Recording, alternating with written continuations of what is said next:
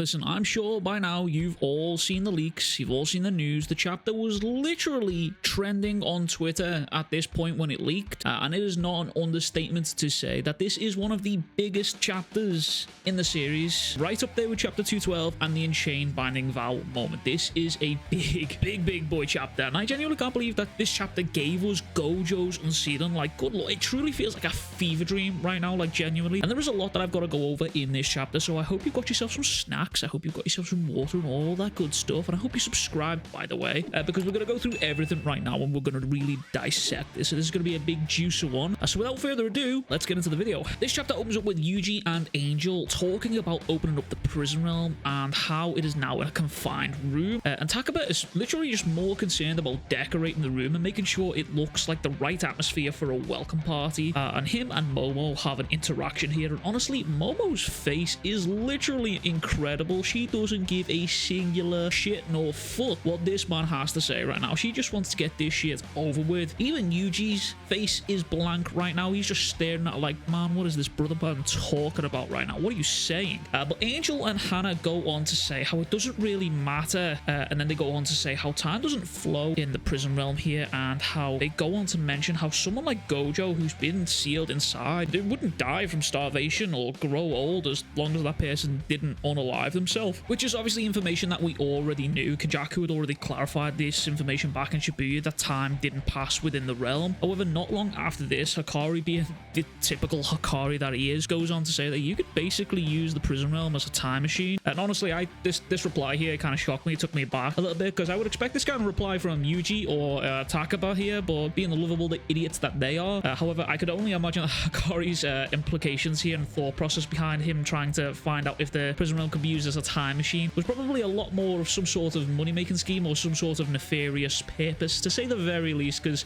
you know, Hikari's like Fight Club dudes, like Tyler Durden or some shit, you know what I'm saying? Angel basically shoots him down and goes on to say, well, it wouldn't go as well as you would think. And honestly, this did make me think whether Angel has been in the prison realm before, or at the very least has a deeper understanding of it. Considering which era that she is from, I don't think it would be a far stretch to say that she does have an understanding of it, considering that Jogo also had knowledge of the prison realm way back when Kanjaku first mentioned it in his plan to seal Gojo. Anyway, Angel goes on to further say how since time doesn't flow, we really don't know how Gojo has reacted to the situation of being sealed, and whether it feels like a mere moment for him or whether it feels as if he's been there for years. And I said this in my spoiler video, but Gege in this chapter genuinely feels like he's letting us know he's seen all our copium-filled theories and rants about Gojo going crazy, or how he'd be reacting to the time not flowing in the prison realm here, and he said to himself, yeah, I should probably clear this up because these guys are going absolutely batshit crazy on the copium here. We need to clear this up with some science stuff right now. This is where Angel then says she's worried about Gojo's mental state here. Again, making me think that Gege has definitely seen our theories. But she's worried about Gojo's mental state coming out of the box, and goes on to mention that Gojo is the strongest in this era, yes. And this is where Shoko appears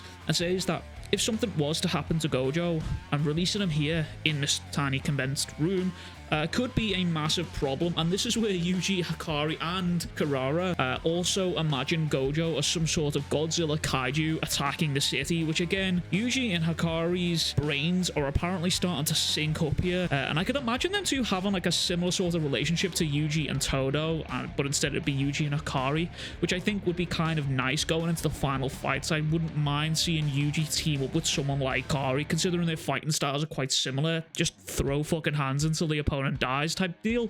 So I wouldn't mind seeing that. But I also do want to point out here how I mentioned in my previous chapter review that I wouldn't mind Gege bringing Todo back before he went on the break, and obviously that didn't happen in this chapter, but there's still some time for that to come into play for sure before the series ends. But we switch back to the Saitama prefecture here. Nice little notice to One Punch Man right there, and we see everyone gathering around the prison realm as if it is literally some sort of bomb. And honestly, they're not far wrong. Like, could you imagine if Gojo had somehow managed to unalive himself in the realm and became a vengeful cursed spirit and they unsealed that bad boy? Now that would be a crazy twist.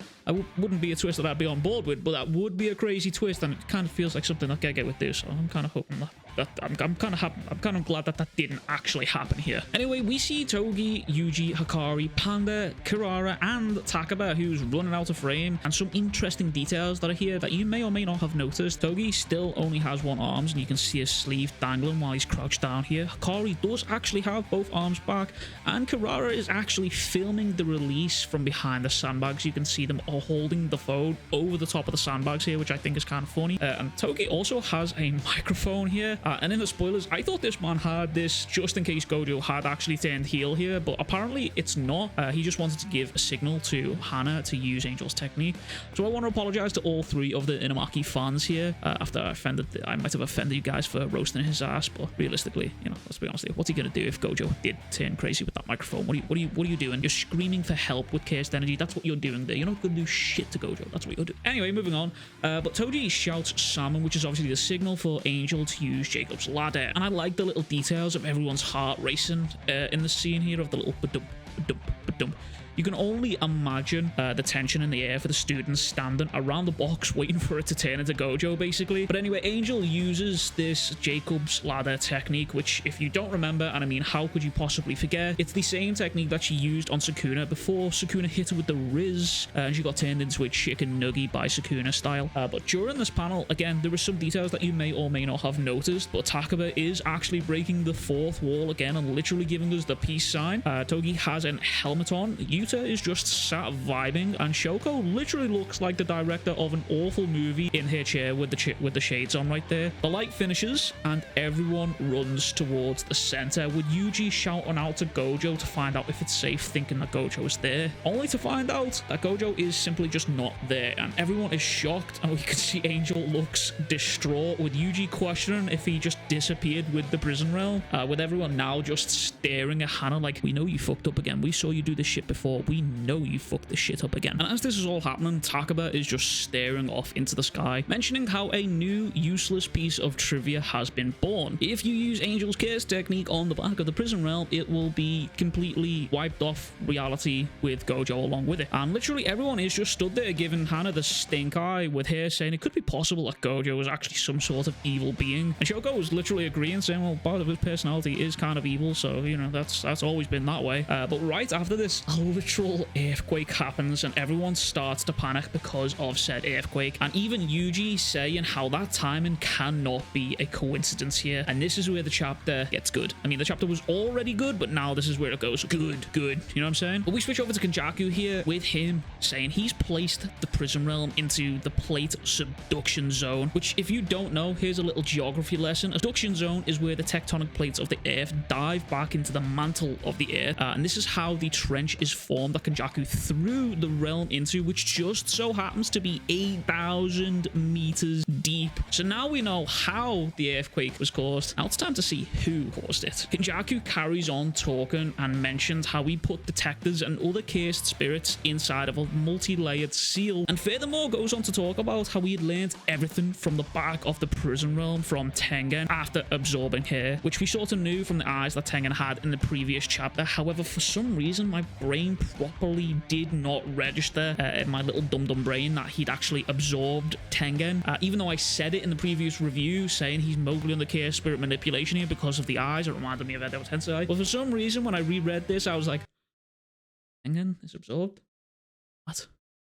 Anyway, I couldn't really figure that one out because I'm a little dum-dum. But the upshot of it is, Kanjaku did all of this with the prison realm to make sure that even if Gojo did get out, he would simply die, with Kanjaku just staring at Gojo as he's saying this and asking, how the hell did you get out of here? But again, Kanjaku, being the massive brainlet that he is, actually forgot one important detail. Gojo is simply Timothy fucking Jenkins, first of his name, runner of the fades, chaser of the smoke, giver of the Riz. Kanjaku is saying all of this monologue while Gojo is just simply staring him down. That is right, ladies and gentlemen. Our man, Gojo Satoru, is officially back and kicking. And the first thing that this man does does when he runs out of the box is go straight to Kanjaku to try and run that fade back from Shibuya. You gotta remember that if it is the case that Gojo feels as if he's just only been sealed and only a moment has passed since everything in Shibuya, he's probably still gonna be angry that Kanjaku now actually has a hold of Geto's body, so he's probably still holding on to those feelings if it does turn out to be the case that only one moment has basically passed for him. Kanjaku then goes on to ask Gojo how the prison realm was, as if he just found a friend who'd just been on holiday or some shit.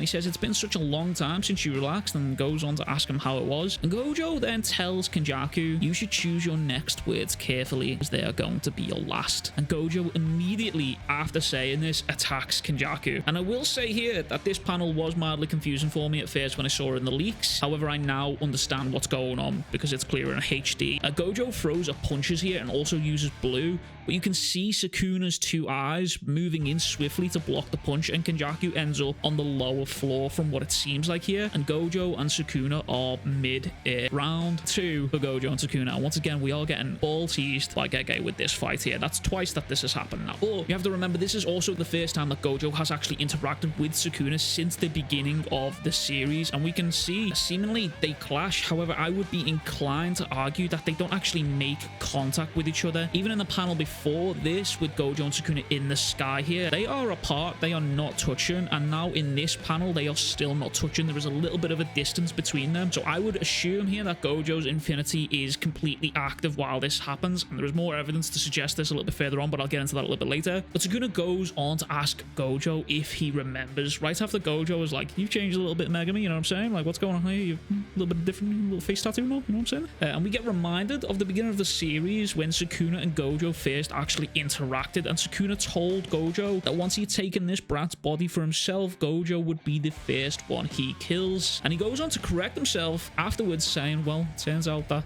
it was actually this brat's body that I took over. And again, Gojo seemingly cool, calm, and collected, seeing Megami's body like this being taken over by Sukuna. And no one yet actually also knows whether Samiki is alive or dead. No one else knows apart from Sukuna. In my opinion, I think it's unlikely that Sukuna would actually tell anybody this information, that he'd killed Sumiki, unless he thought it was going to give him some sort of edge or advantage in any sort of fight. Again, mental manipulation tactics, like I mentioned in the Gojo bias video, which again, if you haven't already, go and check that video out after you watch this one. It's a banger. But Sukuna goes on to say how he'll be the one to kill Gojo. And right as this is being said, Uruumi appears next to Sukuna, just in time for Gojo to start shit-talking their master, with Gojo laughing at Sukuna, saying, a loser like you that had to run away from Yuji coming with your tails tucked between your legs is pretty pathetic. And for some god-forsaking reason, this little brainlet bull called Uruumi decides, I'm gonna go smack this man. Motherfucker, what possessed you? You can literally sense cursed energy. You must know you are stood in front of a literal mutant monster whose cursed energy is off the charts right now. And luckily, this monster Gojo wasn't taking no shit and punched the fuck out of Urumi, sent that motherfucker to the Shadow Realm after getting one back for his boy Yuji. Sukuna punches Yuji, Gojo punches Uruumi. It's trade ones off now. But I also wanted to point out something interesting here, some little interesting details. Gojo's punch, as you can see, has this white aura around it, and it reminded me a lot of Uro's sky manipulation, which makes me think that this punch was also infused with infinity. And to further prove my point from my previous point of the infinity bar, the blood from Uruumi doesn't actually reach Gojo, and a similar thing that we see with Gojo punching Jogo. So there's nice little details here that shows that infinity is actually active, and I would assume that first initial clash between Gojo and Sukuna, again, it was active completely. But after this punch, Gojo just simply asks, who are you? Like, this man ain't got no time for your silly little games right now. He's trying to run the fade with the invasion of the body snatchers over here, and you're just trying to be a little brainlet in front of me. But before this fight can get even more serious, Kanjaku appears and tells Sukuna that he can't fight right now because he has to make good on his promise with me. And Gojo, being Gojo, again takes the piss completely out of Sukuna and Kanjaku by saying the great Sukuna would so nicely obey the instructions of his mommy knit on his hanky, taking the piss out of the way Kanjaku's forehead is sewn together and comparing it to a hanky. Again, Gojo proving that his trash talk in Jujutsu Kaisen is literally next level. Like, this man is literally the McGregor of the verse right now, and I hope it's a prime McGregor.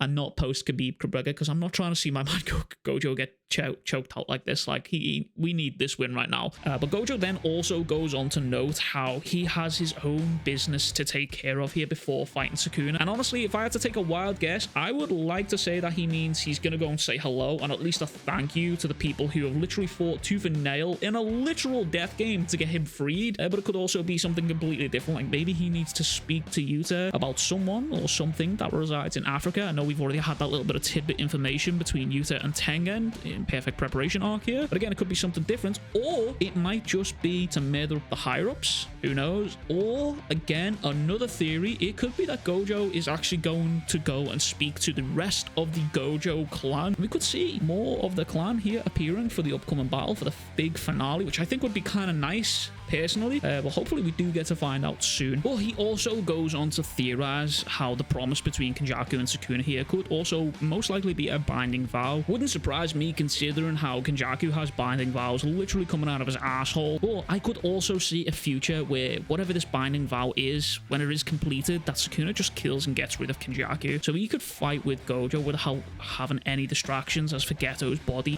for their upcoming fight. And the reason I say this is because Sukuna has a flashback to what Yorozu said about absolute strength and how it must be lonely. And then she goes on to say about how I'll teach you about what love is. And he's saying this, he's thinking about this all the while staring at Gojo. And honestly, I can genuinely see a future where Sukuna is just like, or not even a future, but a possibility where Sukuna just turns out to be like Saitama from One Punch Man. Like, all this time, he's just been looking for a good fight, like similar to Ryu and Ryu Ishigori here. Ryu couldn't find anyone to fight him. He was always looking for his dessert, as he called it. So I'd be willing to bet that Sukuna probably sees this fight in Gojo now that Sukuna, in a body with a good portion of his power restored, is able to experience him. He probably now has some sort of respect for Gojo, and I think him declaring that he will kill Gojo is sort of not only a challenge to Gojo, but also a challenge to himself, because he recognizes that strength. Again, I've been on the train of thought now for a very, very long time that if you think that the Gojo versus Sukuna fight is going to be a wash on either side, I think narratively you've been reading this story with your eyes closed. These two are both touted as absolute monsters. I think this is going to be a very, very close fight when and if it does happen. Praying it does happen, fingers crossed. But Gojo then goes on to ask about what date it is, and Kanjaku replies, well, it's actually November 19th, which to me, again, is still wild that it's been like 2 weeks since Kanjaku has done all of this, and in our actual time, it's been over 1,000 days since we last saw Gojo out of the box and walking around, which is, again, truly crazy. But Gojo proposes that they do this fight, the big finale fight, on December 24th. And again, bringing it back round full circle. That's all Gege's been doing this entire chapter, is running full circle. It's bringing it back round to Jujutsu Kaisen 0, which was the date of the fight that Yuta and Geto had, and that was when Geto died. But Gojo's reason for this would be, it would be a pain to have two memorial dates, and Kanjaku somehow, conveniently, now that Sukuna's right next to him, has the bollocks, the sheer cojones, to ask if Gojo thinks he will win. And again, Gojo confidently just staring down. Kanjaku has a flashback where he has the flashback of whether Yuji was asking him whether he thinks he would win, and Gojo is just, again, staring this man Kanjaku and Sukuna down and says confidently, I will win. Good lord, man. Gege needs to go and have someone come round to his house and check on him, because surely this man's pen is literally on fire like the past couple of chapters. In fact, actually, this entire Culling Game arc has been simply incredible. The fights, the build-up, the plot twists, the callbacks to the past events that we'd even forgotten about has genuinely cemented this arc for me as one of the best arcs, if not one of the best current generation arc in manga right now. Like, genuinely and truly, no other series right now, I think, in my personal opinion, is doing it the way Gege is doing it right now. We do, however, go on a 2-week break after this chapter, which is insanely sad, and I will say that I am expecting the final announcement for the final arc to happen anytime soon, possibly when we come back off the 2-week break here, unless Gege is trolling us and he has more planned up his sleeve for longer than 3 years. I think we are definitely in the end game now, and he has been saying that he wants to end the series this year, which again, it makes me really sad. But however, I am grateful for the story regardless. I'm grateful to have just been here. Like, this series has literally changed my life. So, but that is everything from me. If you enjoyed this video, please be sure to leave a like and subscribe, because it truly does help me out, and it also increases your PP size by about 120%. You can ask anyone in the comments who subscribed that their PP literally got bigger. by 120%. I don't make the rules, that's just what happens. But anyway, I'll catch you guys all in the next one. Much love, big kisses. Try not to go crazy after the 2 weeks, and I'll see you guys in the next one. Peace.